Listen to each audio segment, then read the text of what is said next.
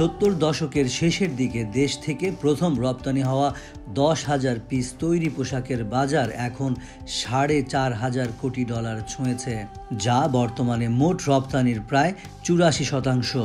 বিশাল এই খাতের জন্য কতটুকু সহায়ক ছিল আমদানি রপ্তানির অবকাঠামো? 54 বছরের পরিণত স্বাধীন দেশে এখনও অপরিণত জল কিংবা আকাশপথের রপ্তানি কার্যক্রম, অতিরিক্ত খরচ ও কাস্টমস জটিলতায় চট্টগ্রাম বন্দর ব্যবহারে পণ্য জাহাজীকরণের প্রশ্ন বহু পুরনো।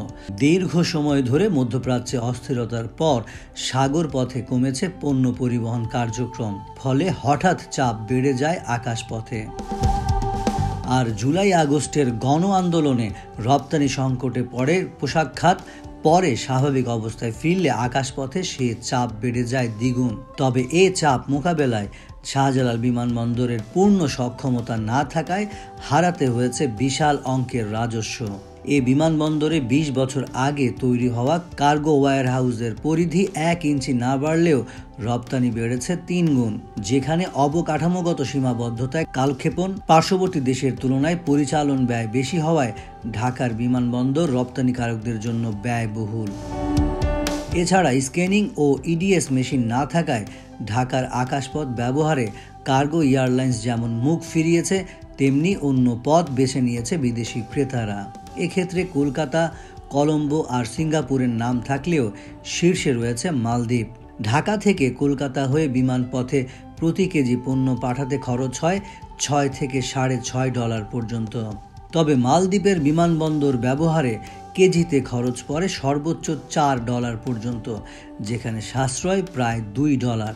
তবে এক্ষেত্রে স্থানীয় ব্যবসায়ীদের হস্তক্ষেপের সুযোগ নেই বলে জানান গার্মেন্টস মালিকরা। বাংলাদেশ থেকে এয়ার করতে পারলে তার যে আমরা যদি বলি ইজ অফ ডুইং বিজনেস, এটা তার জন্য সহজ হতো। বাধ্য হয়েই তাদেরকে ভিন্ন বিমানবন্দর ব্যবহার করতে হচ্ছে। বায়াররা চায় যে আমাদের সক্ষমতা বৃদ্ধি হোক, যেন বাংলাদেশ থেকেই এয়ারে গুডস যায়। বাংলাদেশে এয়ার ফ্রেট চার্জটা অনেক বেশি, তো যার কারণে ওই বায়াররা তখন ওই চার্জটা কম দেওয়ার জন্যই এখান থেকে দুবাই, কলম্বো বা দিল্লি হয়ে তারা ওখান থেকে এটা ফ্লাই করাইতো।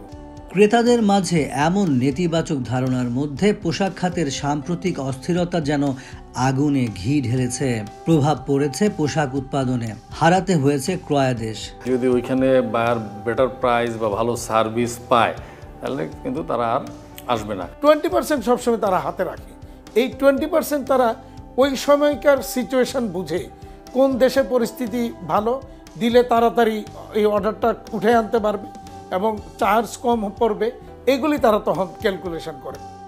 ক্রয়াদেশ হারানোর বিষয়টি সাময়িক উল্লেখ করে অর্থনীতিবিদরা বলছেন, আকাশপথে রপ্তানি কার্যক্রম বাড়াতে বিমানবন্দরের সক্ষমতা বৃদ্ধির পাশাপাশি কাস্টমস সমস্যা সমাধানের তাগিদ তাদের।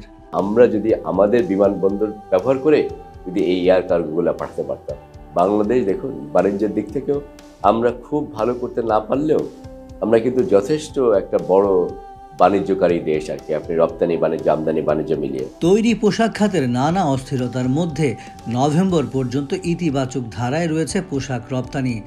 গেল 2023-24 অর্থ বছরের তুলনায় এ সময় প্রবৃদ্ধি হয়েছে প্রায় 12.5%।